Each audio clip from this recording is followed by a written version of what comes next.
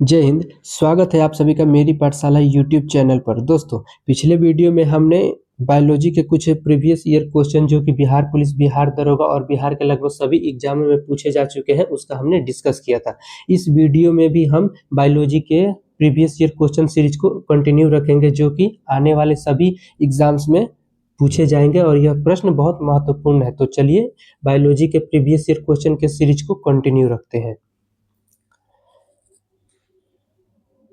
दोस्तों, अगर आप इस चैनल पर पहली बार आए हैं तो इस चैनल को सब्सक्राइब कर लीजिए, क्योंकि इस चैनल पर वही बताया जा रहा है जो एग्जाम में आ चुका है या फिर आने की प्रबल संभावना है। तो चलिए शुरू करते हैं। पहला प्रश्न है, पैलियोंटोलॉजी किसका वैज्ञानिक अध्ययन है? पैलियोंटोलॉजी किसका वैज्ञानिक अध्ययन है? पहला ऑप्शन है जीवाश्म, ऑप्शन बी खनिज, ऑप्शन सी ज्वालामुखी और जो ऑप्शन नंबर डी है वो है चट्टान।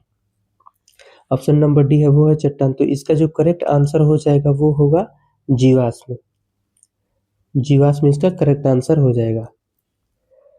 दोस्तों, इस इमेज में आप लोग देख सकते हैं कि ये जो डायनासोर का ये जो कंकाल है, अगर यह डायनासोर का जो कंकाल है ये कहीं पे अगर ये मिलता है तो इसका जो अध्ययन किया जाएगा, उस अध्ययन को क्या कहा जाएगा? उस अध्ययन को पैलेंटियोलॉजी कहा जाएगा।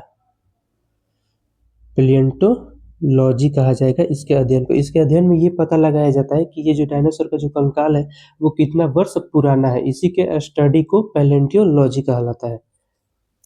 चलिए अगला प्रश्न की ओर चलते हैं। अब इसी से रिलेटेड हम कुछ और भी जो स्टडी किए जाते हैं, जो अध्ययन कहलाते हैं, उसको हम देख लेते हैं। जैसे कि हो गया ज्वालामुखी। अब ज्वालामुखी का जो अध्ययन किया जाएगा, जैसे ज्वालामुखी में अध्ययन क्या किया जाता है कि जो ज्वालामुखी कितना वर्ष पुराना है, आगे कब ये ज्वालामुखी फट सकता है, उसी के जो अध्ययन किया जाता है वो कहलाता है वोल्केनोलॉजी। अगर हम बात करें चट्टान के अध्ययन को क्या कहा जाता है? तो पेट्रोलॉजी कहलाता है। चट्टान देखे होंगे तो चट्टान को यही उसमें अध्ययन किया जाता है कि यह चट्टान जो है वो कितना वर्ष पुराना है, तो उसके अध्ययन को पेट्रोलॉजी कहते हैं। वही बात करें खनिज के अध्ययन को तो मिनरोलॉजी कहते हैं। आंखों का अध्ययन जो ये दोस्तों ये प्रीवियस ईयर क्वेश्चन है, ये आंख के अध्ययन को क्या कहते हैं? तो ऑप्थेल्मोलॉजी कहते हैं। और आंख से एक और प्रश्न आया था कि नेत्र गोलक, आंख का जो नेत्र गोलक होता है, मतलब जो गोलक होता है उसका जो व्यास होता है वो कितना होता है? तो 2.3 सेंटीमीटर होता है, 2.3 सेंटीमीटर। पक्षियों की अध्ययन की बात करें तो ऑर्निथोलॉजी कहलाता है। किडनी के अध्ययन को नेफ्रोलॉजी कहते हैं और पर्वत के अध्ययन को ओरोलॉजी कहते हैं। चलते हैं अगले प्रश्न की ओर। हमारा अगला प्रश्न है, वयस्क मनुष्यों में रक्त कोशिकाओं का निर्माण मुख्य रूप से किस भाग में होता है? तो ऑप्शन है किडनी, लीवर, स्प्लीन या फिर बोन मैरो। तो इसका जो करेक्ट आंसर हो जाएगा वो हो जाएगा option number D bone marrow. दोस्तों, जो रक्त कोशिकाओं मतलब जैसे आरबीसी, डब्ल्यूबीसी, इसका जो निर्माण होता है वो कहाँ पे होता है? तो वो हड्डी जो होता है ना, बोन्स, ये देखिए जैसे आप लोगों को इमेज में दिखाया गया है, ये बोन्स मैरो। तो यही है अस्थि मज्जा। ये अस्थि मज्जा जो होता है ना वो दोस्तों, जो बॉडी का जो सबसे लंबी जो हड्डी होती है, जैसे जांघ की हड्डी हो गई, ये जांघ की हड्डी है, तो जांघ की हड्डी जो हो गई वो फीमर हो गई। और जो हाथ की हड्डी होती है, ह्यूमरस मतलब कि शरीर का जो जितनी भी जो लंबी हड्डी होती है ये उसी में बनता है, उसी हड्डी के अस्थि मज्जा में बनता है। क्या चीज बनता है? तो डब्ल्यूबीसी एंड आरबीसी, मतलब कि रक्त कोशिकाएं। ये आप लोग देख सकते हैं, ये अस्थि मज्जा है। और यहीं पे इसी में स्टेम कोशिका होती है। स्टेम कोशिका आरबीसी और डब्ल्यूबीसी का निर्माण करती है। इसके रिलेटेड और भी पॉइंट्स देख लेते हैं। बोन मैरो जो होता है वो लॉन्ग बोन्स, जैसे हम बता चुके हैं कि फीमर और ह्यूमरस। फीमर ये पैर की हड्डी है और ये हाथ की हड्डी है, ह्यूमरस। तो इसका निर्माण जो होता है वो लॉन्ग बोन्स में होता है। किसका? रक्त कोशिकाओं का। आरबीसी, अब आरबीसी की बात करें तो ये इसका जो जीवन चक्र होता है, मतलब आरबीसी 120 दिनों तक जिंदा रहता है, वहीं डब्ल्यूबीसी 3 से 4 दिन तक जीवित रहता है। और ये जो मरता है किसमें जा मरता है, तो एस्प्लीन में मरता है। आरबीसी का जो ग्रेवयार्ड मतलब कब्रगाह होता है उसे क्या कहते हैं, उसे एस्प्लीन कहते हैं, और एस्प्लीन को ही ब्लड बैंक कहा जाता है। यहाँ पे लीवर हो गया, लीवर सबसे बड़ा ग्रंथि है। लीवर सबसे बड़ा ग्रंथि, क्वेश्चन ये पूछा जाता है कि दोस्तों शरीर का जो सबसे बड़ी ग्रंथि है वो क्या है, तो वो लीवर है, उसका नाम लीवर। और लीवर का ये जो अमोनिया को यूरिया में बदलता है, कौन बदलता है अमोनिया को यूरिया में, लीवर बदलता है। अगला पॉइंट्स देखते हैं। हाँ, लीवर से एक और जो बीमारी होती है, ये सिरोसिस बीमारी होती है। सिरोसिस बीमारी किससे संबंधित है दोस्तों, ये पूछा हुआ प्रश्न है कि सिरोसिस बीमारी, क्वेश्चन ये पूछा जाता है सिरोसिस जो बीमारी है वो किससे संबंधित है। ऑप्शन में दे देता है लीवर दे देगा, फेफड़ा दे देगा, हार्ट्स दे देगा मतलब दिल वो दे देगा, और इसमें पूछेगा कि सिरोसिस बीमारी किससे संबंधित है, तो वो संबंधित है किससे, लीवर से। ये ज़्यादा शराब पीने से लीवर डैमेज हो जाता है, उसी को सिरोसिस कहते हैं, उस बीमारी को सिरोसिस कहते हैं। अगला पॉइंट्स देखते हैं। प्रोटीन किस छोटे जैव अणु से मिलकर बने होते हैं, प्रोटीन किस छोटे जैव अणु से मिलकर बने होते हैं। ऑप्शन है अमीनो अम्ल, ऑप्शन बी वसीय अम्ल, फैटी एसिड, शुगर या फिर न्यूक्लियोटाइड। तो इसका जो करेक्ट आंसर होगा वो होगा एमिनो अम्ल।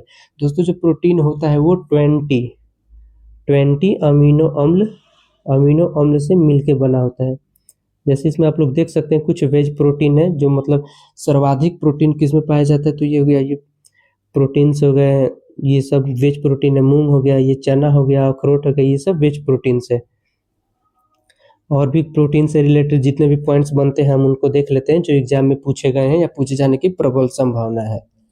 जैसे प्रोटीन हो गया, क्वेश्चन ये पूछा जाता है कि building block of our body कौन है, तो प्रोटीन है।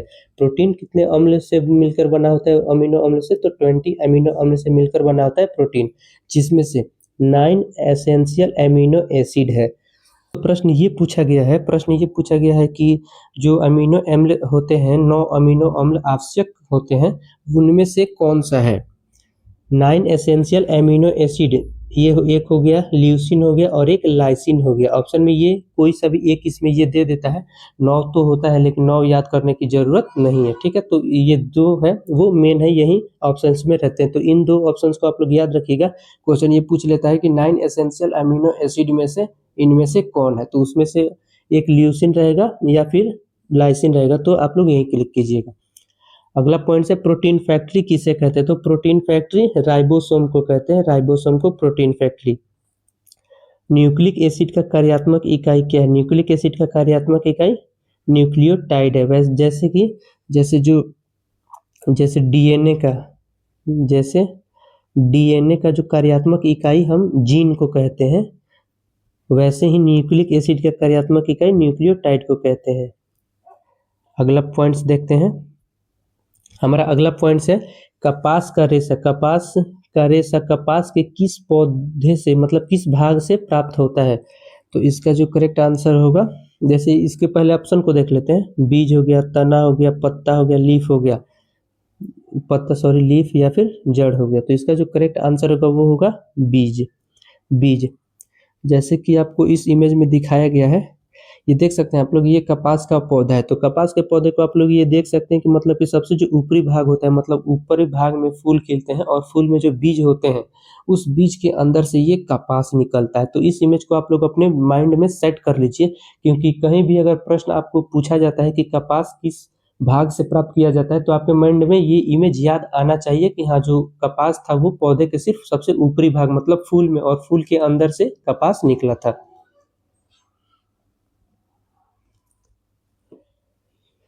इससे और रिलेटेड जो पॉइंट्स है वो देखते हैं। कपास के लिए सबसे अच्छी मिट्टी कौन सी होती है, तो कपास के लिए सबसे अच्छी जो मिट्टी है वो होती है काली मिट्टी, और काली मिट्टी को ही रेगुर मिट्टी कहते हैं। दोस्तों अगर प्रश्न ये पूछा जाता है कि कपास के लिए सबसे अच्छी मिट्टी कौन सी है, वहाँ पे ये जरूरी नहीं है कि वहाँ पे काली मिट्टी ही ऑप्शन में रहेगा, इसके बदले वो रेगुर मिट्टी भी दे देते हैं ऑप्शन में। तो आप लोग इन दोनों नाम को आप लोग याद रखिएगा, काली मिट्टी को ही रेगुर मिट्टी कहते हैं। अगला पॉइंट्स देखते हैं। अगला प्रश्न है, कोशिका की सभी क्रियाओं का नियंत्रण कौन करता है? तो ऑप्शन है माइटोकॉन्ड्रिया, सेल वॉल, न्यूक्लियस या फिर गोल्गी बॉडी। तो इसका जो करेक्ट आंसर होगा वो होगा न्यूक्लियस। कोशिका की सभी क्रियाओं का नियंत्रण कौन करता है? तो न्यूक्लियस करता है। दोस्तों जैसे हमारा बॉडी है, तो हमारा बॉडी का जो जितना भी फंक्शनिंग सिस्टम है या फिर कंट्रोलिंग पावर है वो किसके पास होता है? तो वो होता है मस्तिष्क के पास। मस्तिष्क के पास होता है। वैसे ही कोशिका की सभी क्रियाओं का नियंत्रण कौन करता है? तो न्यूक्लियस करता है, क्योंकि कोशिका का जो दिमाग या मस्तिष्क कहा जाता है वो न्यूक्लियस को ही कहा जाता है।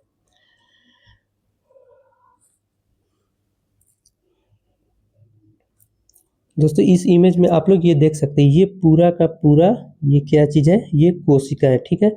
और कोशिका के अंदर ये जितने भी ये देखिए ये कंपोनेंट्स है, जैसे कि ये एंडोप्लाज्मिक रेटिकुलम हो गया, इधर ये लाइसोसोम हो गया, और भी इसमें बहुत कुछ होते हैं, ठीक है। तो ये पूरे कोशिकाओं का जो नियंत्रण करता है वो कौन करता है? ये केंद्रक करता है। ये बीच में जो है ये केंद्रक है, ठीक है।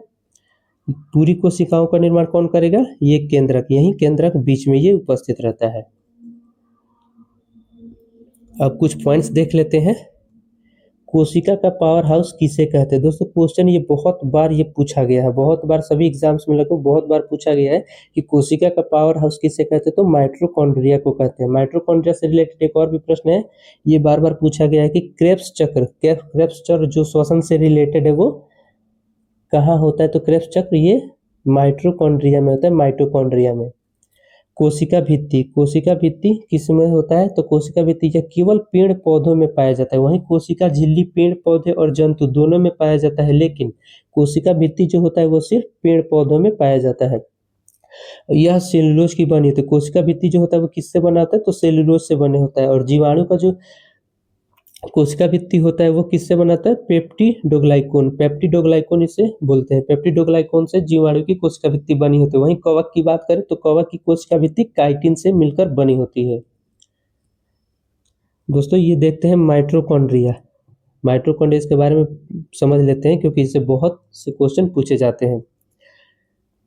दोस्तों ये देखिए दोस्तों, ये है माइटोकॉन्ड्रिया, ये माइटोकॉन्ड्रिया से एक जो प्रश्न है वो बार बार पूछा जाता है कि माइटोकॉन्ड्रिया में जो उंगली जैसी संरचना, जो ये जो उंगली जैसी ये संरचना है इसको क्या बोलते हैं? तो इस उंगली जैसी संरचना को क्रिस्टी बोलते हैं। ये आप लोग देख सकते हैं, ये क्रिस्टी बोलते हैं।